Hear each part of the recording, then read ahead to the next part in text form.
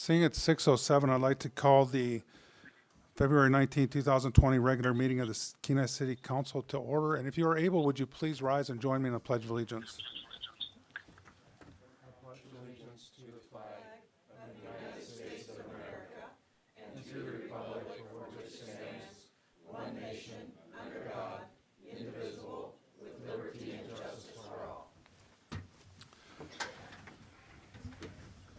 Clerk, please call the roll. Mayor Gabriel, Here.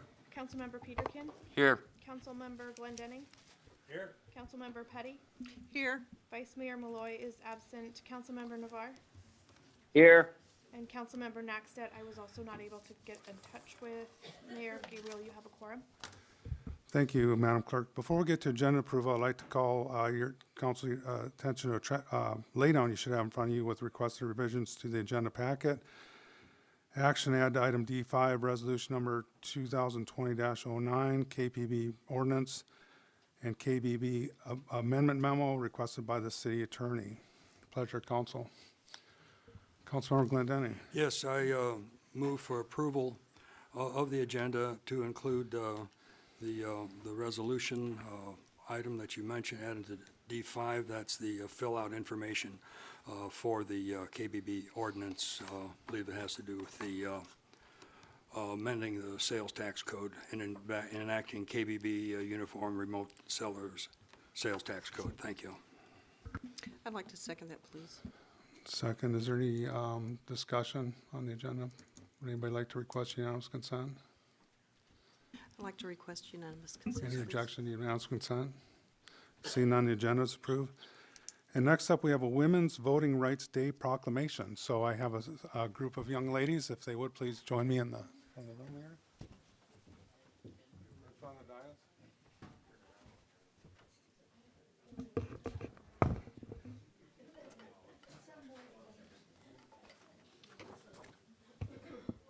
So come on up here, ladies. Hi, Sammy. How you doing? Good to see you. I'm doing well. How are you doing? How are we gonna do this? Well, you can just face the audience there and maybe tell us a little bit about the League of Women Big Voters. voters, I'll let Yeah. Sammy's Yeah, good at Sammy's that. good at, well, and just so you know, just a full disclosure, Sammy was my English teacher in high school, one of my favorite teachers. But I'm not Well lying when I said. say that. Well, the League of Women Voters was founded 100 years ago this week, and it was because of the women's right to vote. We only had the right to vote for 100 years, and it was through the 19th Amendment. It was passed by Tennessee 100 years ago this week.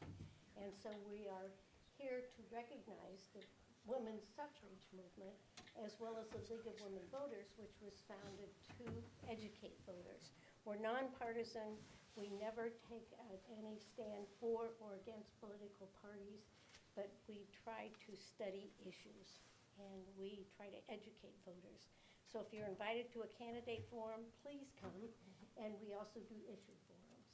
So we're happy to be here. Thank you. And I Brian. understand women, or men can be Yes. members Yes, of the, definitely. so, In okay. fact, I They've brought always some had them. brochures, just Okay. in case somebody would like to join. There are several powerful men in the League of Women Voters. Right. We have a number of men in our league. And men have always had the right to vote since the beginning of the country, but women only in the last 100 years. Yeah, hard to believe. I think so. And So cool. it also took a lot of time for black women to get the vote. They had to struggle. And Native women had to struggle to get the right to vote as well, and didn't get the right to vote as soon as white Not till women. 1970. Wonderful. And I will say that if they, like Sam mentioned, they are nonpartisan, so whenever you see a forum hosted by, you know there's not an angle there or anything like that. They're just there to educate the voters. So Right.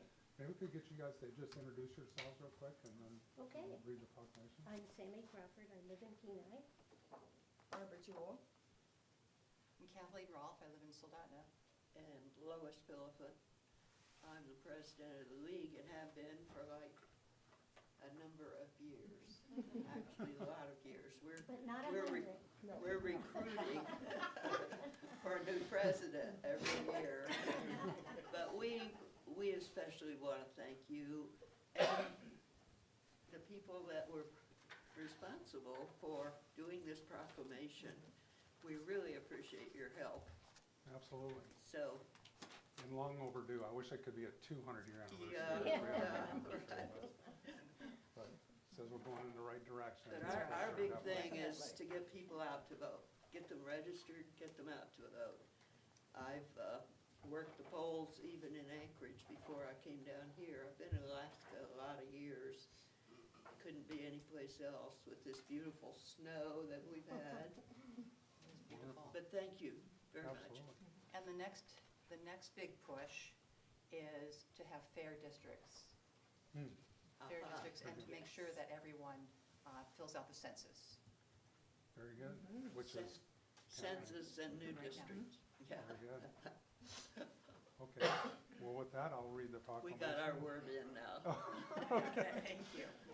Whereas the League of Women Voters was founded in 1920 as a mighty political experiment by the foremothers of the suffragist movement at the National American Women Suffrage Association, and whereas their goal was to help the 20 million women who were granted the right to vote by the 19th Amendment understand and carry out their new responsibilities as voters, and whereas with the success of this effort and the tireless efforts over the last 100 years to strengthen and uphold its mission to empower voters and defend democracy, the League has become a trusted, nonpartisan, grassroots organization.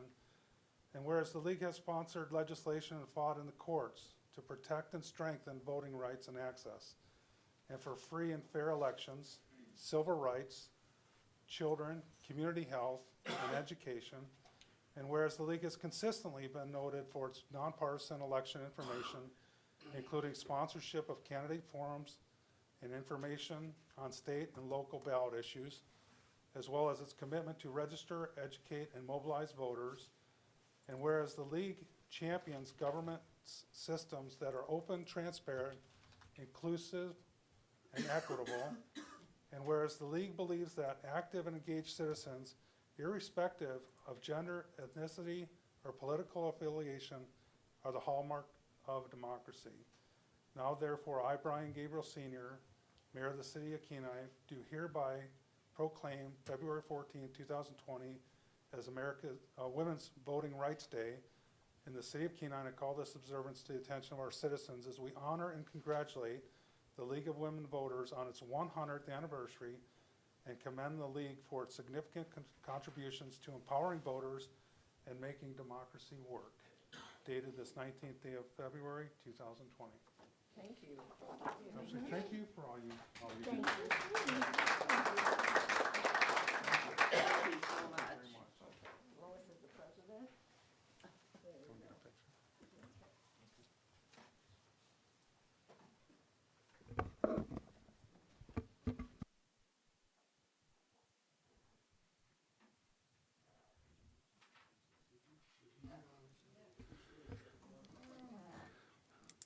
Next up, council, we're to the consent agenda.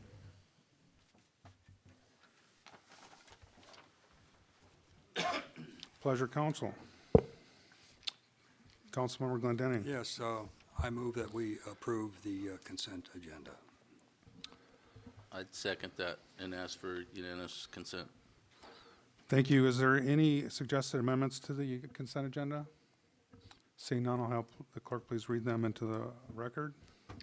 Tonight on our consent agenda, we have the approval of the regular meeting minutes from February 5th, 2020, approval of bills over $15,000, approval of purchase orders over $15,000, non-objection to the renewal of liquor licenses for New Peking Restaurant and the Fraternal Order of Eagles, introduction of ordinance number 3107-2020, increasing estimated revenues and appropriations in the congregate housing funds for costs in excess of budgeted amounts, and setting a public hearing for March 4th, 2020. Introduction of ordinance number 3108-2020, increasing estimated revenues and appropriations in the general land sale permanent fund to transfer earnings in excess of budgeted amounts to the city's general fund, with a public hearing set for March 4th, 2020. Introduction of ordinance number 3109-2020, authorizing the city manager to reimburse annual leave used by firefighter Scott Summers for attending paramedic internship program, with a public hearing set for March 4th, 2020. Mayor Gabriel, that is your consent agenda. Thank you. Madam Clerk, I just have just for clarification, ordinance number 3106, 2020, is that up? It's not on the consent agenda, but is that hopefully going to be referred to? It needs to be referred, correct. Very good, thank you. Is there anybody from the general public that would like to speak to any item that is on the consent agenda, which the clerk just read in the record? Seeing none, we'll bring it back to council. Unanimous consent was requested. Is there any objection? Seeing none, the consent agenda is approved. Next up, under scheduled public comments, we have Mr. Tim Dillon, Kenai Peninsula Economic Development District. Kenai Peninsula Economic Development District update. Mr. Dillon. Thank you. Do I have to turn it on? Thank you very much. I appreciate the opportunity to visit with Mr. Mayor, yourself, and council members in the administration.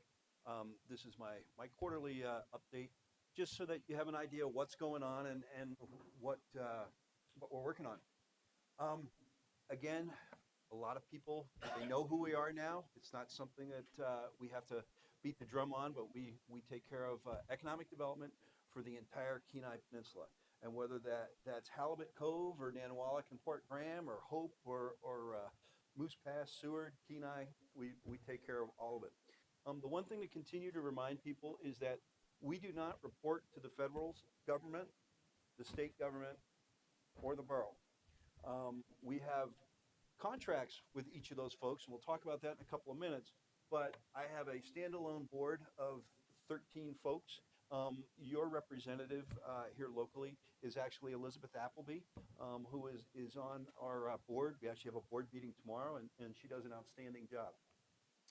One of the big things that we do is we create a comprehensive economic development strategy. This is what people have talked about over the last year as people have talked about the earthquake money from the earthquake damage. In order to be able to apply for the earthquake damage, first of all, you had to either be in the valley, Anchorage, or down here on the peninsula. That was the first requirement. The second requirement was you had to have a SEDS on file that's been approved with the federal government. We're the only ones out of the three organizations that actually have one. So we've actually been helping the folks in Anchorage and up in the valley. One of the interesting things, though, is to remember we renew this every single year, but it's a 5-year plan. Beginning this July, we are going to start redoing another 5-year plan with the release of it to be June of 21. So you'll be hearing a lot about it over the next year. We may still have, the same 6 goals. It may change. It's up to what you all and the community of the Kenai Peninsula Borough want to see. But we are currently working on those 6 different areas. And as I tell people all the time, when people come to me with an idea or they want us to do something, if it doesn't fit into those 6 areas, then we need to try and help them find somebody that can help. Funding. Where do we get our money from? We are a 501c3. 501c3 is a tax designation. It doesn't give you the license to just go out there with your hand out. We have contracts. That's how that works. This is our projected funding sources for this next year. Our largest is our incubation center, which is $140,000, what we're projecting this next year. We currently have 9 different businesses that we are incubating in our building. They do not pay for my time. They don't pay for any time that, they sit on our couch or the questions or our review of things. They pay rent. And whether it's in our building or part of the 19 acres that we own. That's the biggest part of our funding. We've got a contract with the Kenai Peninsula Borough for $100,000 to provide all of the things that need to be done under Title 29 for the borough. We've got a contract for this next year with the Economic Development Administration, that's the feds, for $87,500. The Denali Commission, we have 2 contracts. The big one with both of these 2 is tied back to workforce development. One of the things that we've been asked to do is to help produce a workforce development plan for the whole Kenai Peninsula. The goal of that is if and when a job opens up on the Kenai Peninsula, I want somebody from the Kenai Peninsula to be hired. So we have to make sure that people are properly educated and have the background. We also, one of the new things that we're going to take on this next year is we've received a contract with the Manufacturing Extension Program. Some of you might sit there and say, what kind of manufacturing do we do?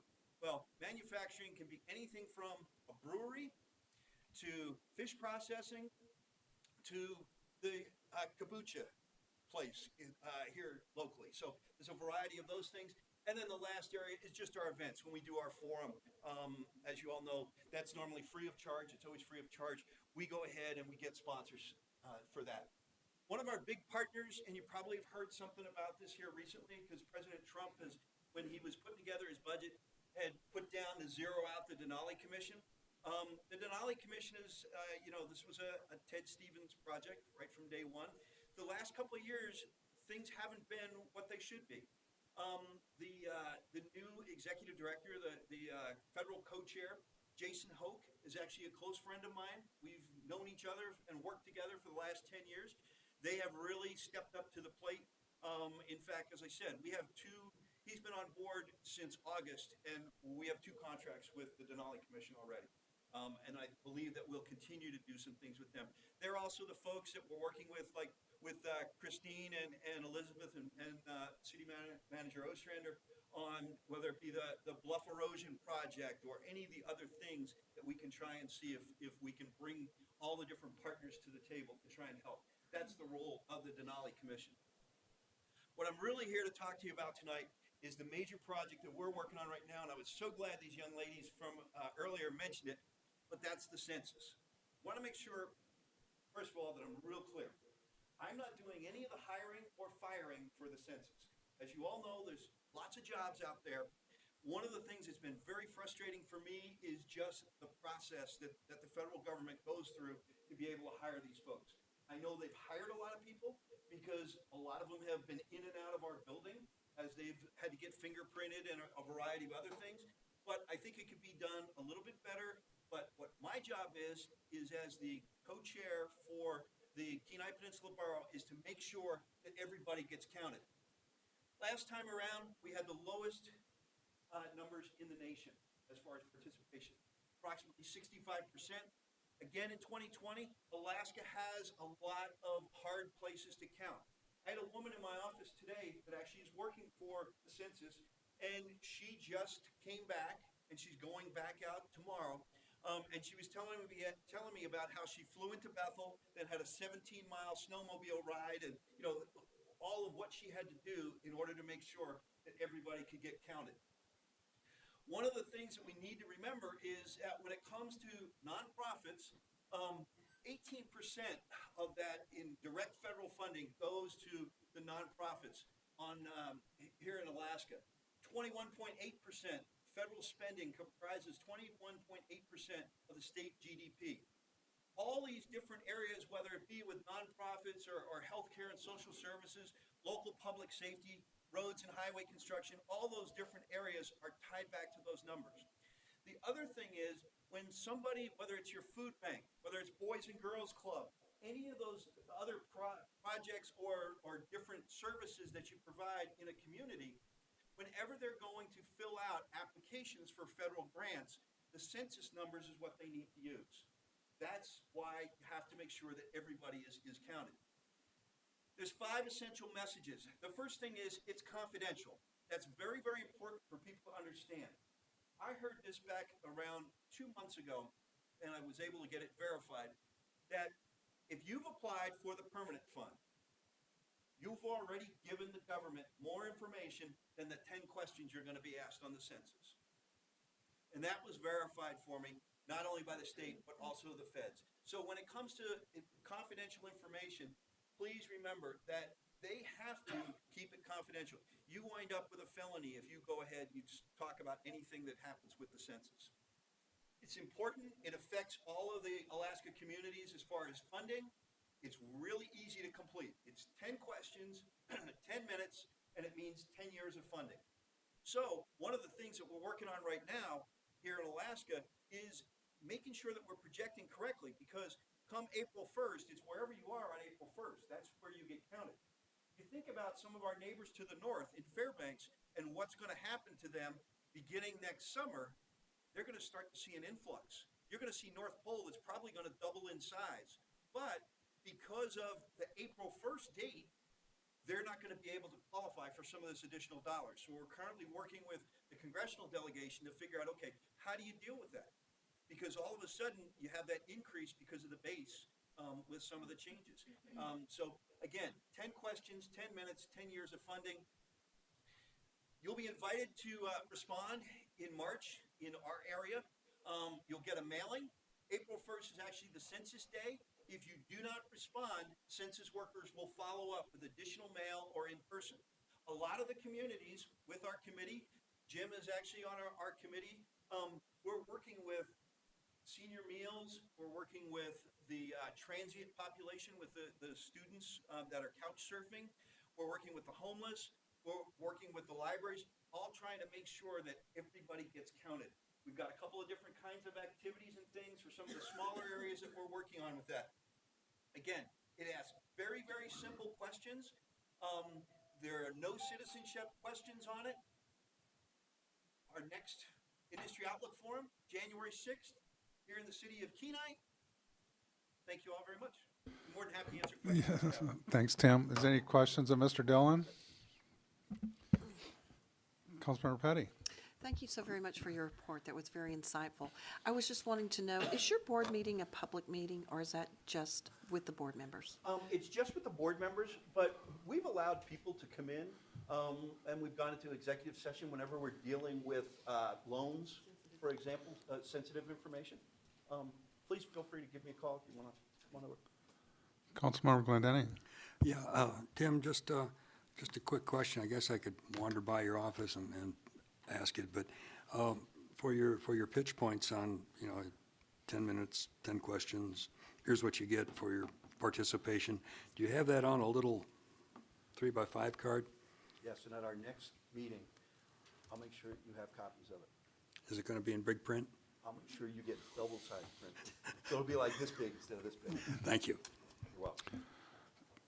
Councilmember Navarro, do you have any questions, Mr. Dillon? Sure. Thanks for the update. Do you have any information on, I know you're working on it, and there was some discussion on the Kenai Peninsula being designated in EOA. It's my understanding Tyonik's the only community in the borough at this point. Do you have any information on that? Yeah, we're currently working on that, and I was actually in some meetings here a couple of weeks ago down in Juneau, and we've been dissecting. It's basically industry opportunity zones, and the only one that was named on the Kenai Peninsula was Tyonik. It's something that it takes congressional action in order for it to change. The governor and the president have been working on seeing if there could be an increase. But as things are really, people are being able to drill down on it, it's not as great a deal as some people think it is. If you have somebody that is interested in starting a business and they only want to go because there's an industry opportunity zone, please send them my way. Have them talk to me, and we'll be able to see whether it works or not. We've had a couple of companies that have looked at things and said, well, I need to have this opportunity zone. And we've been able to show them how, the tax breaks might not be exactly what they think they are long-term.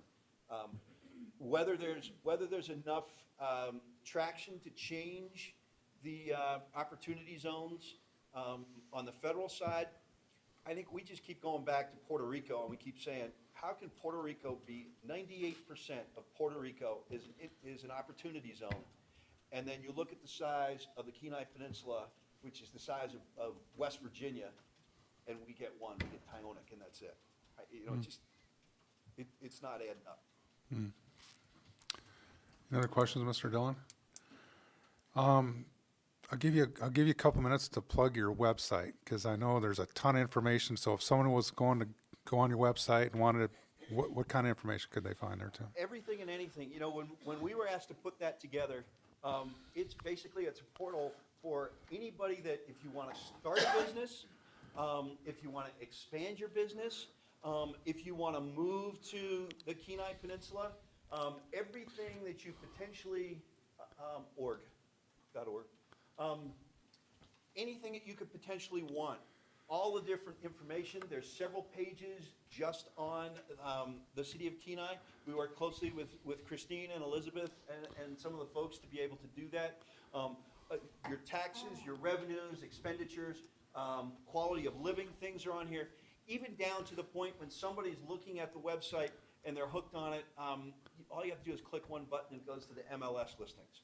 So it's really pretty sweet. We've gotten one compliment after another. In fact, probably the best compliment was the CEO of the hospital coming to us and saying, we're just going to pass on your website directly to our recruiters because everything you need is on there. All the education stuff is in there. The industry's a variety of tools and resources. Everything down to if you want to learn about, you want to start a business. You click on there, you can learn exactly, there's a template for you to write a business plan, the nexus codes that you need, other funding areas and pieces. My information on the region, you not only have the incorporated communities, but you have the unincorporated communities, which is really hard to do, especially when you're trying to figure out some of the financing things. But if you get a chance to wander around, it really, we worked with the Center for Economic Development, and could you roll it down just a little bit so we can show some of the, a little further. So you've got a variety of different areas, but like if you, say like if you press on healthcare, what happens is you'll not only get information about, okay, these are the service areas, and when you roll on there, it'll have what the hospital is, and you just click on that, it'll go directly to their website, or when you roll down a little further, you'll have all the data points that you need, what's going on, numbers, everything that you're looking for. And these are updated as we get additional information.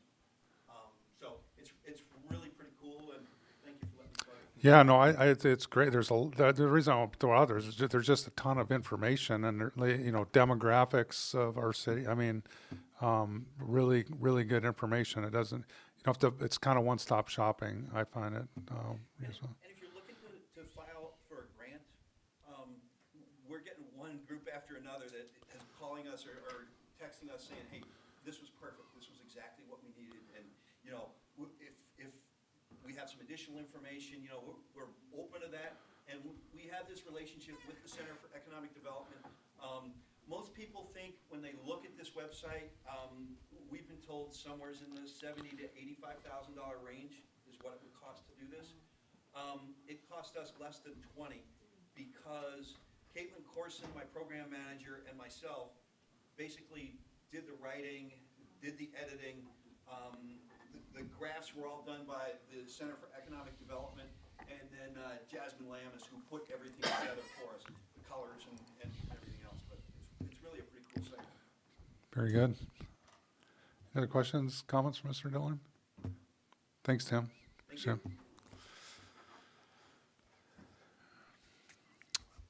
Is there anybody from the general public that would like to speak to the council on any item that is not on the agenda or consent agenda at this time? Okay, Ms. Reed, rather.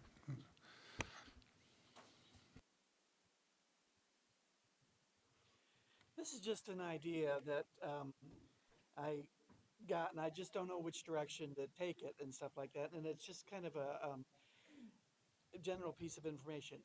I still get little news snippets from Colorado, and saw that they had done a small apartment for kind of homeless, disadvantaged, low-income people, and they had used like an old motel that wasn't being utilized to its fullest capacity. And so my thought was perhaps since I saw that over at the Peninsula College, the Kenai Peninsula College, that they were maybe not going to utilize the dormitories over there, would that be a facility that could be utilized some way for either emergency homeless shelter, because they were searching for a winter one, or, maybe to make some, low-income mini units type of thing or something like that, and not knowing who to bring that subject on, I thought this would be perhaps a place to just kind of put it out there and say, here's a resource that potentially could be used and might be worth just kind of putting it out there. Sure. And, yeah, I think from what I understand, they weren't having the occupancy that they thought they were. It kind of fallen off. So they were gonna, or suspend for this summer and maybe into next year, waiting to see, what happens with enrollment and not only that, but occupancy to their dorms. But I guess from my perspective, my suggestion would maybe take that to their administration, and because that's who they own that facility, so they'd be the ones that would be able to make Right. the determination. But I think the idea that you had, if nothing else, as far as even a general emergency shelter for folks, if we had a major fire or things like that, might be something for them to even maybe put on their radar. So it's not a very bad, it's a good idea, I think. Just in case anybody's curious about, I believe the name of it's called Fusion Studios, in case anybody wanted to Google that, just to, get a little more information. So, thank you for your time. Thank you.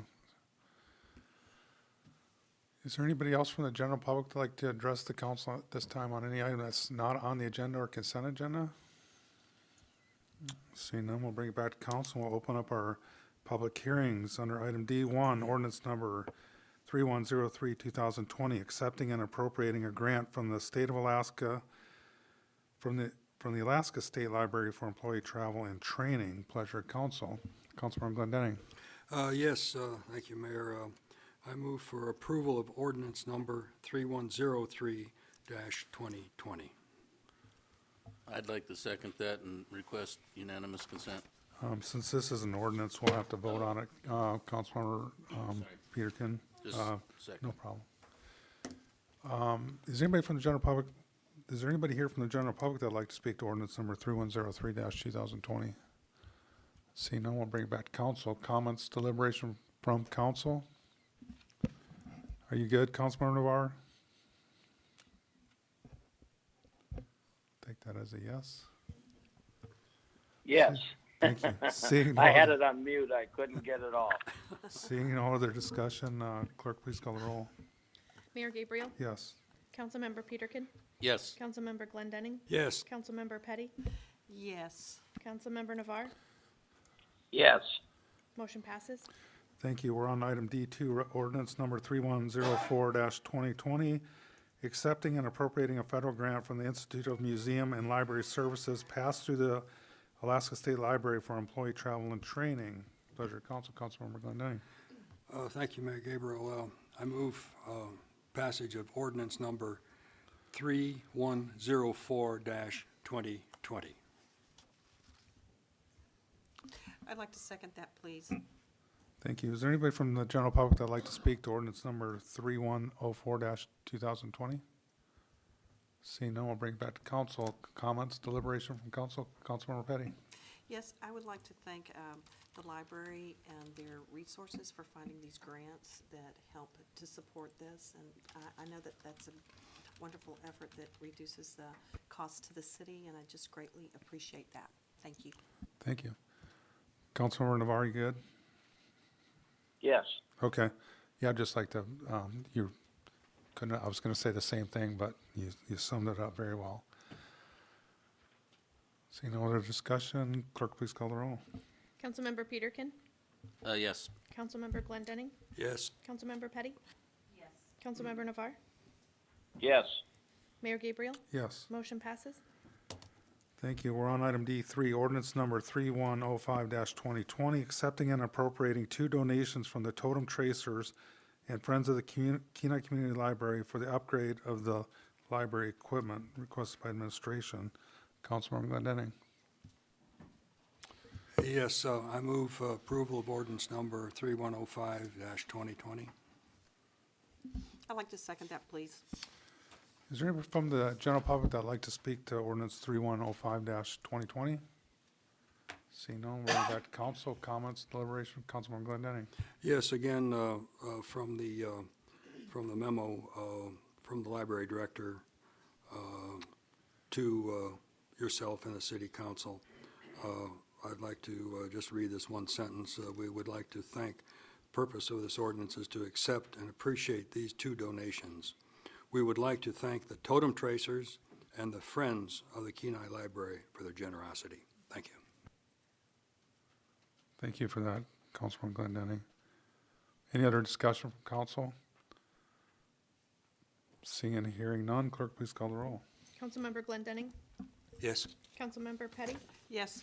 Councilmember Navar. Yes. Mayor Gabriel. Yes. Councilmember Peterkin. Yes. Motion passes. Council, we're now on item D4, resolution number 2020-08, requesting the state of Alaska provide necessary funding to the Alaska Wing Civil Air Patrol at a minimum of $184,300 to provide support for utility costs, insurance premiums, and emergency roof repairs. It's brought to us by Councilmember Naxted. Councilmember Glendenning. Yes, I would like to move for adoption of Resolution 2020-08. I'll second that. Is there anybody from the general public that would like to speak to resolution number 2020-08? Seeing none, we'll bring it back to council. Comments, deliberation, Councilmember Glendenning. Yes, for those who are in Radio Land, I'd just like to read the brief paragraph of the memo from Councilor Naxted to yourself and the council. The Alaska Wing of the Civil Air Patrol provides critical services to our state, including over 50% of all search and rescue missions and education and training to youth. This volunteer organization, with over 750 members statewide, including approximately 140 aircrew, 255 cadets, and 464 emergency responders, provided approximately 2.6 million value in volunteer hours in 2018. These are the latest available figures. For the first time in history, the state did not provide funding for the CAP in fiscal year 2020. The CPA has a long cooperative relationship with the state based in part on the state's obligation to provide search and rescue services. The minimum funding request from the CAP of $184,000 would cover insurance premiums, utility costs, and emergency roof repair for the organization, allowing it to continue operations without compromising its response time and mission effectiveness.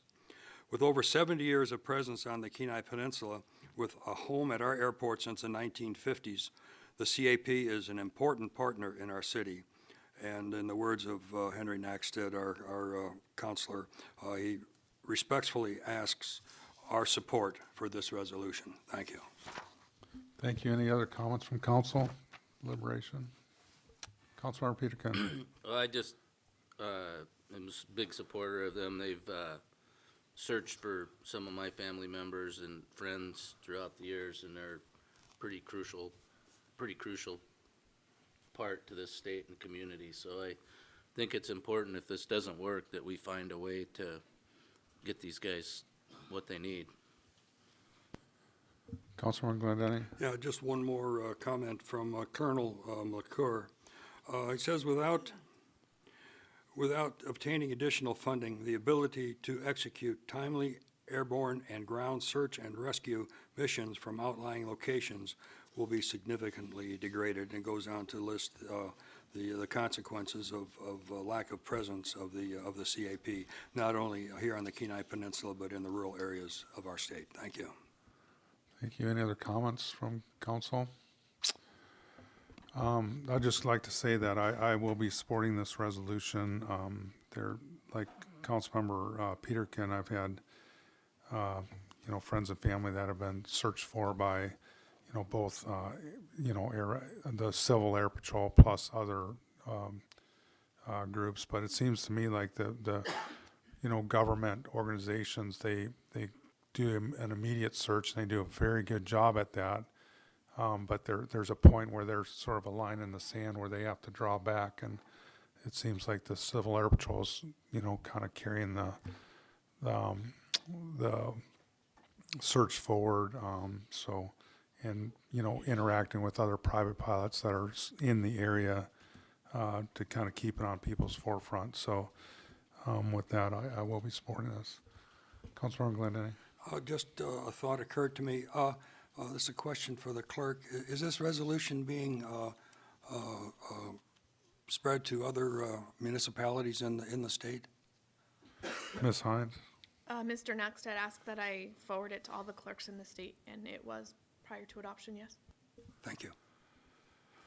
Any other discussion from council? Seeing and hearing none, clerk, please call the roll. Councilmember Petty, Yes. Councilmember Navar, Yes. Mayor Gabriel, Yes. Councilmember Peterkin, Yes. Councilmember Glendenning. Yes. Motion passes. Thank you. We're on item D5, resolution number 2020-09, supporting the collection of sales tax from remote sellers by the Kenai Peninsula Borough and other municipalities within the borough, authorizing the Remote Sellers Sales Tax Commission to implement, administer, and enforce provisions of the Uniform Remote Seller Sales Tax Code on the city's behalf, and affirming the city's adoption by reference of the Kenai Peninsula Borough's Uniform Remote Sellers Sales Tax Code. It's brought to us by legal. Councilmember Glendinning. Yes, I would like to move for adoption of resolution number 2020-09. I'd like to second that, please. Thank you. Is there anybody from the general public that'd like to speak to resolution number 2020-09? Seeing none, we'll bring it back to council. Comments from council? Mayor Gabriel, Yes, Councilmember Navar. I just want to take the opportunity to thank AML for all their work and the commission, and especially our city personnel as well as the boroughs and our attorney who brought this forward, who also sits on the committee. So thanks again, and I'll be asking that everybody support this. Matter of fact, I'll request unanimous consent. Thank you, Councilmember Navar. Any other comments from council?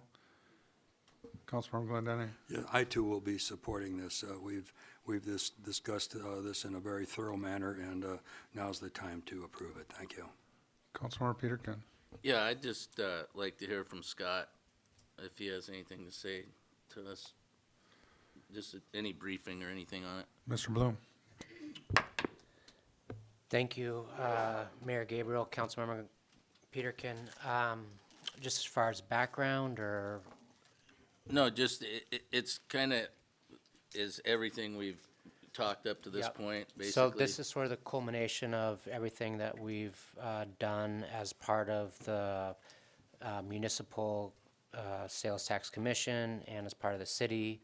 What the borough, we don't have our own sales tax code in the city. We just adopt the boroughs by reference. So whatever the borough does affects the city too, unless we take action to separate ourselves from that.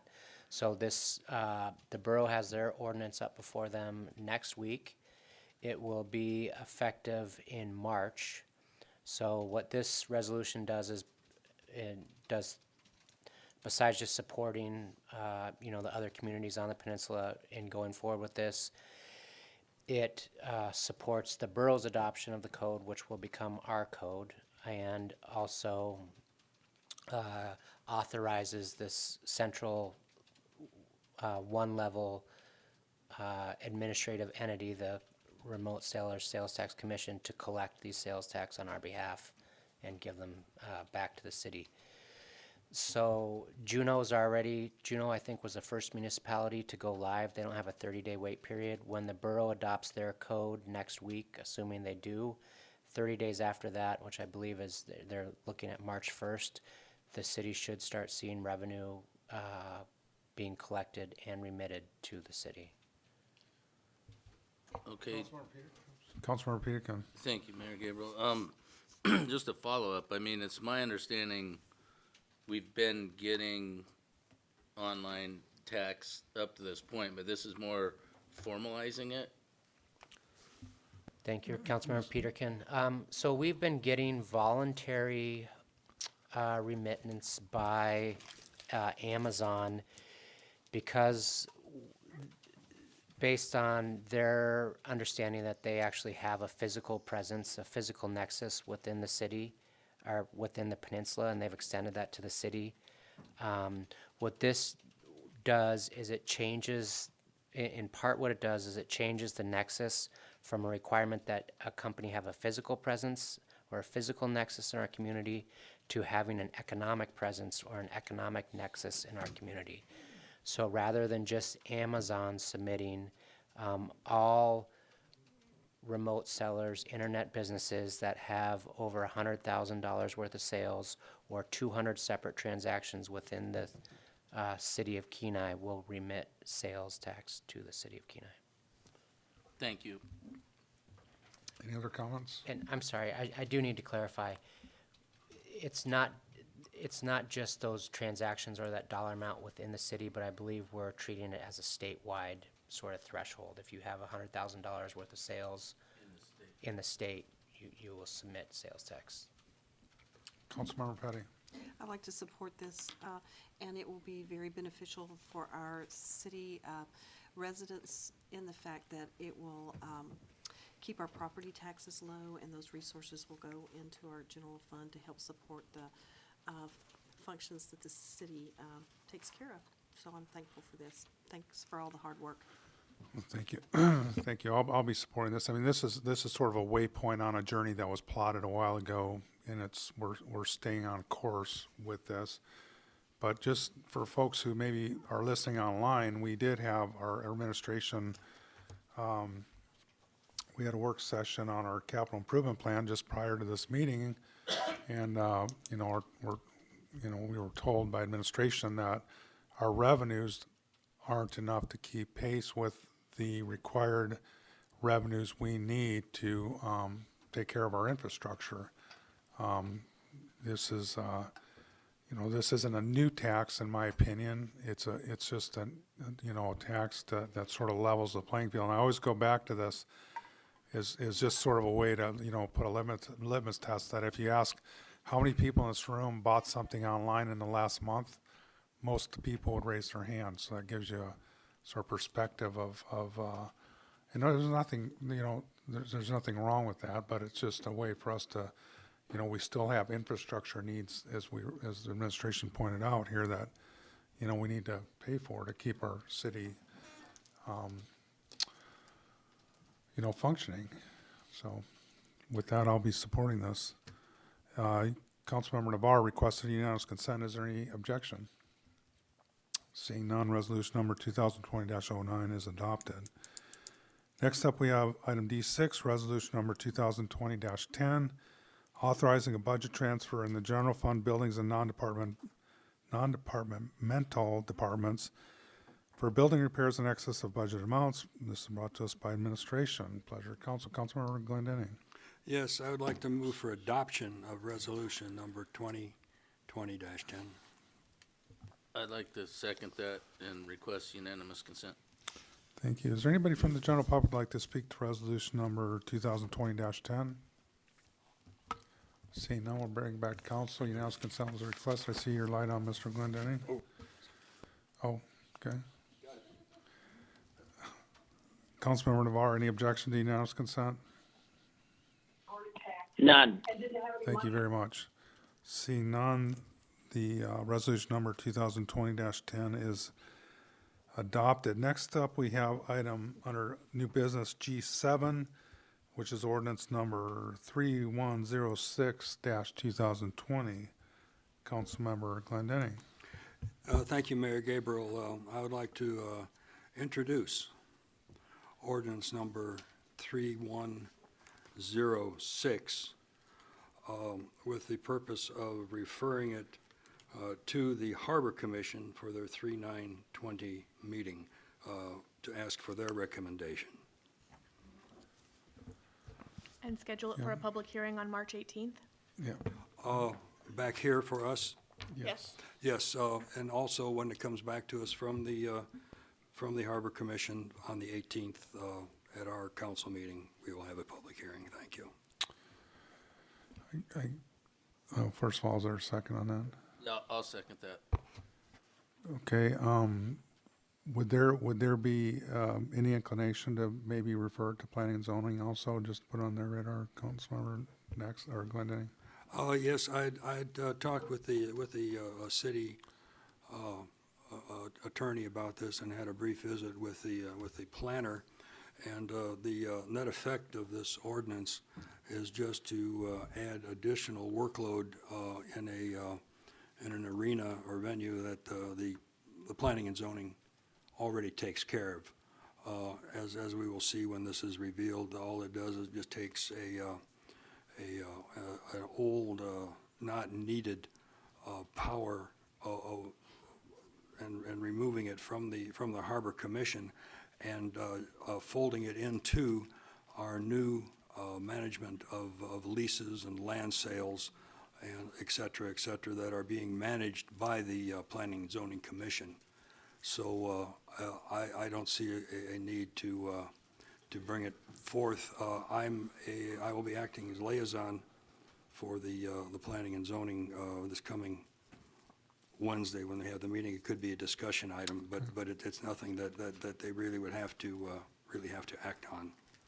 Very good. I think just putting it on the radar is maybe, that's appropriate too, I guess, but that's fine. To let them know it's coming? Yes. Thank you. Thank you. Any other discussion on introduction and referral of ordinance number 3106-2020? I'd like to request unanimous consent. Very good. Thank you, Councilmember Penny. Any objection to unanimous consent? Seeing and hearing none, ordinance number 3106-2020 is introduced and referred. Next up, we have action approval item. Second Amendment to Agreement for Guardian Security Systems Incorporated, requested by administration. Councilmember Glendenning.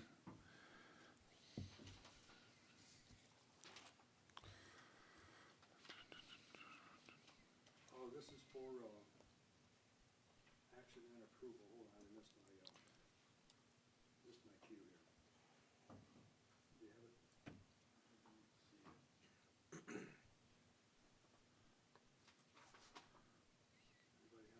I think it's a ways down here. I have it here. This is just for action and approval. 2020-10? No, we just did that. I have reverse rational leave. I have a letter. It's a Second Amendment for Agreement for Security Services. Okay. All right, I move to approve the Second Amendment to Agreement for Guardian Security Systems by administration. And I can speak on background here after we've approved it, or if there's discussion. I'll second that if needed. Very good. Mr. Glendenning. Yes, what this is Guardian Security Systems entered into an agreement with the city for guard services at the airport for 3 years with the option to extend for two successive terms by mutual consent. And the contractor is requested to renew for the second final one-year term. The Airport Commission reviewed the request at their January 9th meeting and unanimously recommended that the council approve the request to renew. Thank you. Thank you. Any other discussion on the motion? Seeing none, clerk, please call the roll. Was that seconded? We did have it seconded, didn't we? Yep. Very good. Councilmember Navar, Yes. Mayor Gabriel, Yes. Councilmember Peterkin, Yes. Councilmember Glendenning, Yes. Councilmember Petty. Yes. Motion passes. Thank you. Council, we're now on item item H, Commission Committee Reports. First up, we have Council on Aging. Thank you, Mayor Gabriel. The next meeting for the Council on Aging will be March the 12th. Thank you. Okay, and Meals on Wheels. And thank you for that invite, last week. I did get that, Madam Clerk. Are you referring to? I mean, I'm sorry, the pie auction. I said. Yeah, it was that's about the pie- 20th. That's yeah, coming up on the 20th, 20th. I just want to So, keep yeah. plugging that as we Okay, move along good here. job, We're going thank to get some folks over there to buy some pies. Airport Commission. The Airport Commission meeting this month was canceled.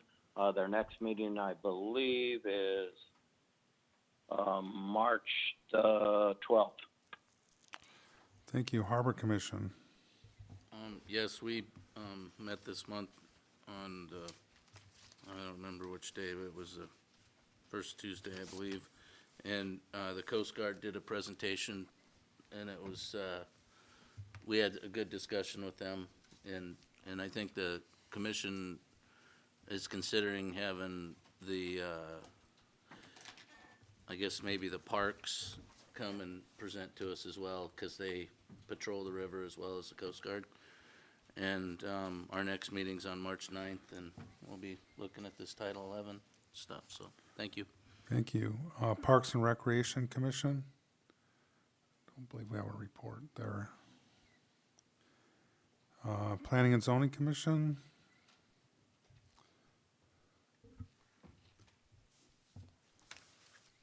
Yes, Planning and Zoning Commission met February 12th in council chambers, and they had a public hearing on an application for a conditional use permit to operate a recreational park located at 2301 Bowpicker Lane in Kenai. The application was submitted by PRL Logistics. It was passed unanimously with the one proviso on their plan is that there would be permanent bathhouses by the year 2022. To get them started, they would have something similar to what the portable construction camps have, the ATCO buildings that have showers and self-contained bathrooms. The election of chair and vice chair for the Planning and Zoning Commission was accomplished. Jeff Twait was reelected chair, and Diane Fikes was reelected vice chair. There was a deadline to convert to the standard lease form, and as of the 12th, there were three people that committed, and 3 more were thinking about it, and I believe there's a completed number now. The all hazards plan, the next update is due 2024, and of course there was invitation extended to the capital improvement plan, which was well attended this evening by commissioners and committees. The next meeting for the Planning and Zoning Commission is this coming Wednesday, which is the 26th. And that ends my report. Thank you. Thank you. Beautification Committee. Thank you, Mayor Gabriel. Our next meeting will be on April the 14th. Thank you. Thank you. Mini Grant Steering Committee, we do not have a report. On the report of the mayor, really just been tied up since our last meeting with the Board of Fish. They convened the Friday after our last Wednesday meeting. I was up there that Friday and was able to listen to some of the staff reports and also get signed up for public testimony for myself and Mr. Ostrander. They do public testimony a little different now. Unfortunately, they only give, even us as an entity, we get 3 minutes per person. But we were able to, since we were signed up back to back, then they call groups of people up. We're actually able to provide our testimony, consecutively. So there was a little bit of fluidity to it. But one of the things, I'll let Mr. Ostrander speak to some of the things that he had testified about certain proposals. But, my message to the board was exactly what our resolution said, was that we should be, that all user groups are important, and you know, their job when they allocate is, you know, they should consider, which they're required to by the Sustainable Salmon Policy, is biological management over, you know, let's not tilt this so far over that we're, you know, number one, not allowing the managers to manage biologically to maximum sustained yield, but also, you know, marginalize different user groups. And, you know, they made a few things that, the decisions that, you know, we'll see how they play out this year. To the Kenai River, it's a pretty small run. I think it's 2.3 million projected. They raised the escapement goal in the Kenai now to an upper end of, I believe it's 1.4 in the lower tier, which they're in. So when you add up, you know, I guess the end result is there's probably not going to be a whole lot of happy people this year, just because of the low return. But you know, certainly have to see how that plays out. The drift fleet, you know, they sort of followed their lead of what they did at the Kodiak meeting, and restricted the drift fleet a little bit more to the middle inlet, which is, you know, one of their sort of, you know, primary and customary traditional fishing grounds that they're being moved out of. So there could be an effect on that. You know, the personal use, the theme I seem to hear from most of the board members is that, you know, the personal use was very important, which, you know, access to the resource by Alaskans, which I agree with to a certain degree. But we'll see how that plays out. One of the problems with, you know, that I have concerns about when the pendulum swings so far one way, that could negatively impact our fishing fleet, commercial fleet. You know, that has effect on our coastal community. And not only that, but there's a trickle down to the processors that depend on fish to process, employ people, keep their plant open all year. And don't get me wrong, I'm not, you know, trying to say negative things about the board, but we'll see how this management plays out. And you know, if things get to the point where we're not getting our maximum sustained yield, then hopefully it's something they're going to be willing to take a look at later, so we can get back to those 5, 6, 7 fish per spawners that we used to have.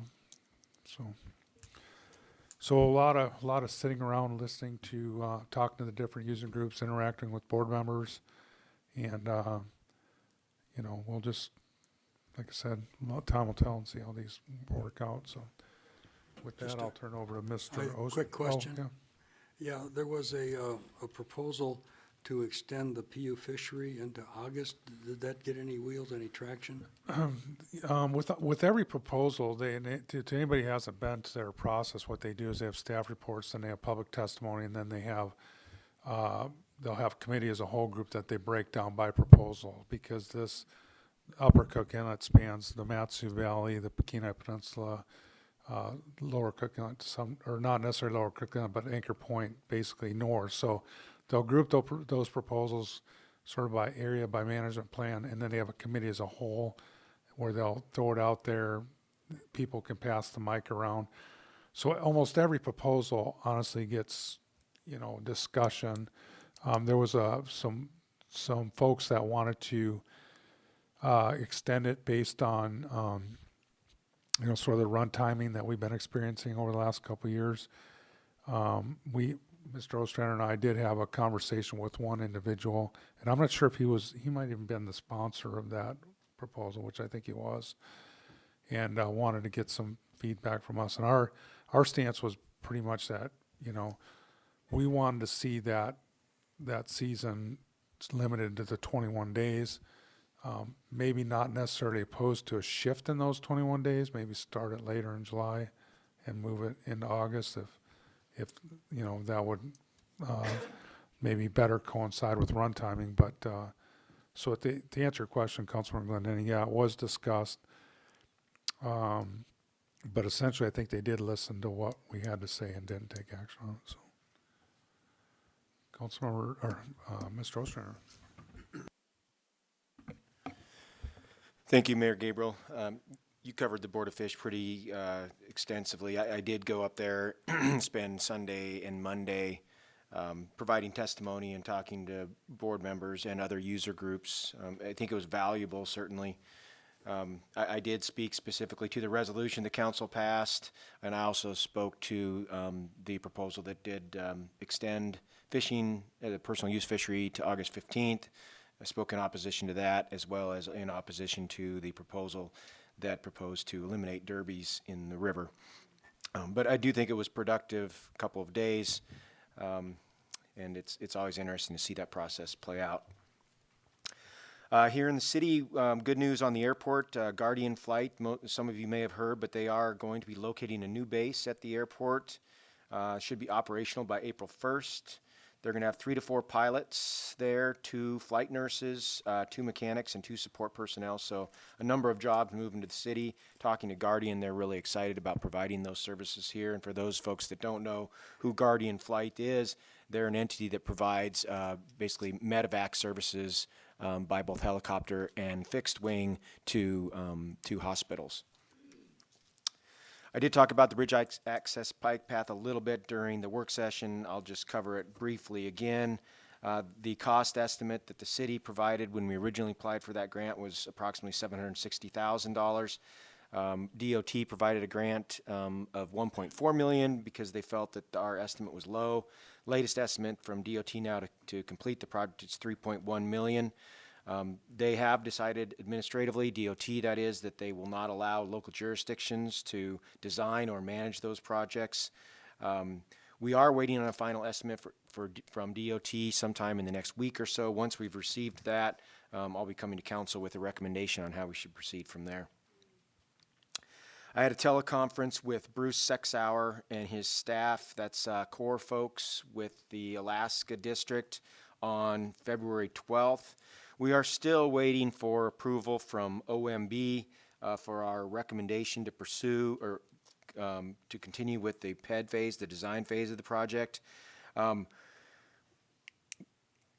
According to Murkowski's office, there is a 75-day window for OMB to approve that, and that 75-day window ends on Friday, this Friday, February 21st. So we should, in theory, receive approval from the OMB, automatic approval, at the 75-day period on this Friday. However, the discussion with the Alaska District said that while we're waiting for this to churn through, they would like us to apply for what's called a Section 221 model agreement, which allows the city to perform in-kind work prior to execution of the design. So that would entail the city actually doing some topographic work, some hydrologic work, and also geotechnical work in preparation for the design project itself. So I'm going to start down that road, basically as a safety net in case we don't, if we continue to not receive approval from DC. But I'm hopeful that we'll receive that again by February 21st, this Friday. I also wanted to let council know that we do have out on the street right now an RFP looking for interested parties to manage the city dock for next summer, something we've attempted to do several times over the last couple of years. It is out again. We do have one party who has shown some interest in that. In addition to that, even if we do get someone in place to manage the dock for this summer, we'll continue to provide an opportunity for independent fishermen and others to apply for a special use permit, the same as we did last summer. And that's the end of my report, and I'd be happy to answer any questions. Councilmember Glendenning. Yeah, just circling back to the Board of Fish, did you say that there was going to be permitted derbies in river or not? I didn't catch that. Thank you, Mayor Gabriel. Councilmember Glendenning. The proposal was to eliminate derbies in the river, and I testified in opposition to that so that we can continue, primarily so we could continue to have our Silver Salmon Derby, which is going to be the 4th annual this year. As far as I know, and I have not confirmed, that the proposal did not gain traction. It was not approved by Board of Fish, so we should be fine for this upcoming year. Councilman Glendenning. And then one more question. On the 25th, over at the Borough, the gated community ordinance is up. Are we, excuse me, are we going to have a presence there, or have we networked with our allies, the ones that represent our city? Do you have a feeling for where we are with that? Mr. Ostrander. Thank you, Mayor Gabriel. Councilmember Glendenning. I have spoke to several assembly members about the city's position on that. I still have some assembly members to reach out to prior to the public hearing on the 25th, and I will talk to them. If, based on that conversation, I feel like it's appropriate to go and actually testify in person, I'll do that as well. Thank you. That'd be really great. And you and Stephanie would be a good 1-2 combination. Thank you. Any other questions of the city manager? Councilmember Navarre, you good? Yes, thank you. Okay. See, now we'll move to city attorney, Mr. Bloom. Thank you, Mayor Gabriel, members of council. I have no comments, but I'm happy to answer any questions. Any questions of the city attorney? Hey, we're setting a good pace here. We don't have to think. Hearing and seeing none, we'll move to our city clerk, Ms. Hines. Thank you, Mayor Gabriel, members of council. I just wanted to let you know that I will be out of the office tomorrow through Monday. I'll be back in the office on Tuesday on personal leave. But I'll be available by email and cell if you have any questions. Very good. Any questions of the city clerk? Seeing none, we'll go to item K, additional public comments. Is there anybody from the general public that would like to address the council at this time? Seeing none, we'll bring it back to council comments. Councilmember Peterkin. No comment. Thank you. Councilmember Glendenning. Yes, I noted with interest and pleasure the Women's Voting Day proclamation. My own little Norwegian grandmother came to America as an infant and homesteaded out on the prairies of Dakota, and actually was able to achieve an 8th grade education in the 19th century, which was quite an accomplishment for her. And while she was trying to convince me that she was parading in the streets of Chicago and other municipalities with the placards and the whatnot, I know she was a very, very strong proponent, not only of women's voting rights, but voting rights for all. And she was a very, very proud but practical person. And she always said and was firmly convinced that actually women's suffrage was a Western movement, because the men wouldn't have moved past St. Louis without the women urging them onward. That was her point, anyway. The census info tonight was very, very interested, and it's. I didn't realize how financially leveraging it was for our area, for our not only the borough but our city, and also it aligns the voting representation that we have politically. It's very important that we do our best to count everybody, because everybody counts. And I'm very interested in that in the grant writing slot. There's so much opportunity there to pick up funds for things that are truly needed by our city, and city manager to be commended for bringing that initiative forward. And that's all the comments I have. Thank you. Thank you. Councilmember Petty.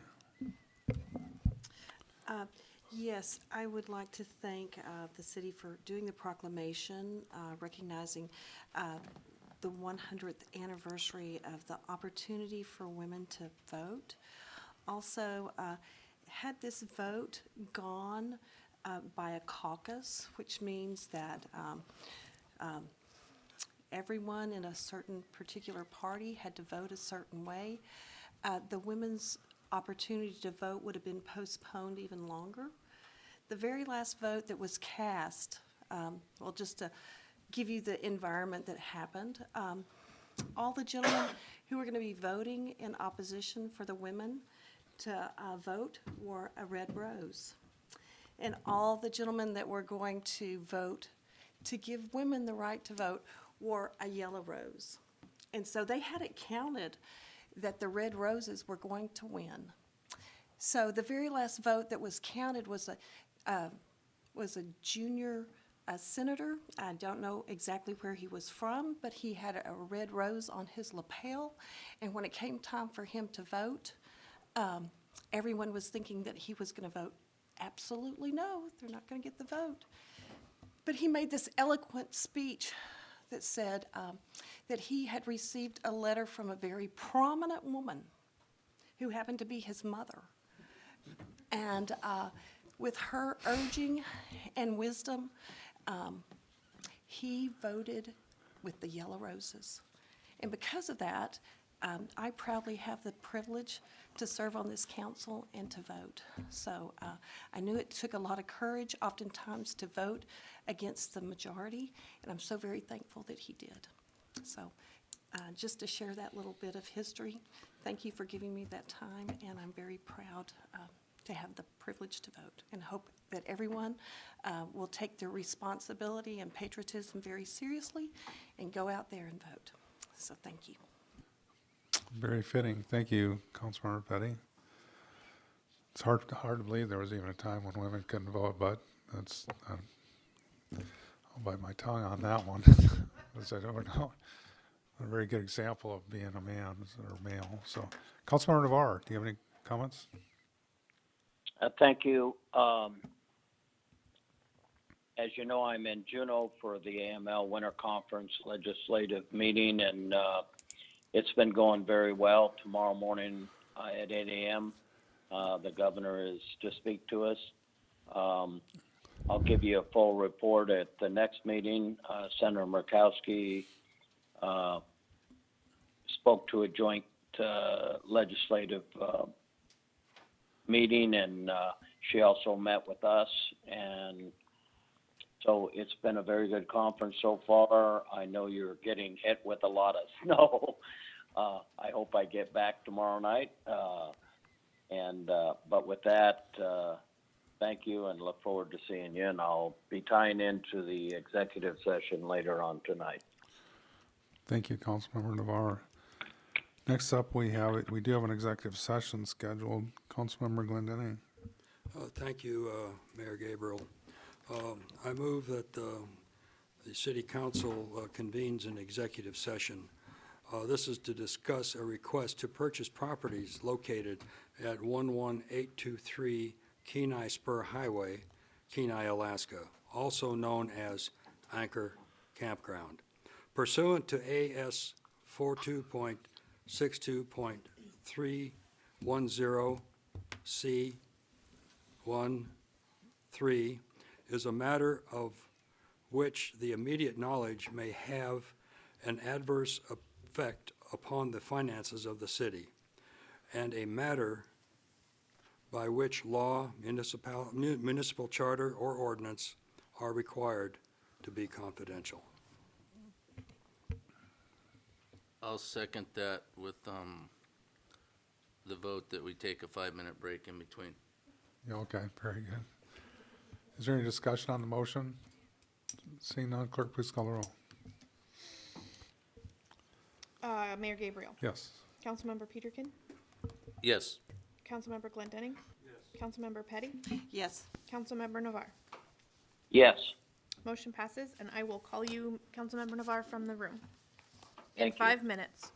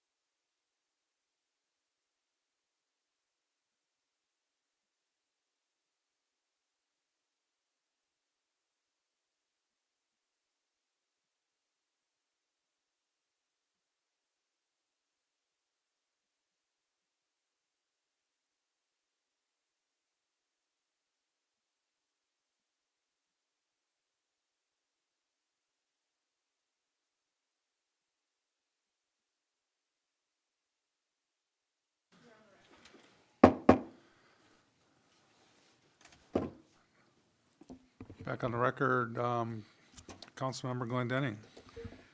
Thank you, Mr. Mayor. The city council, city attorney, city manager met in executive session for discussion purposes, and regarding the request to purchase a property located at 11828 Kenai Spur Highway, Kenai, Alaska, also known as Anchor Campground. And we gave the city administration direction. Thank you. Thank you, Councilmember Glendenning. Under pending items, we have none. Seeing no other business before this body, we are adjourned.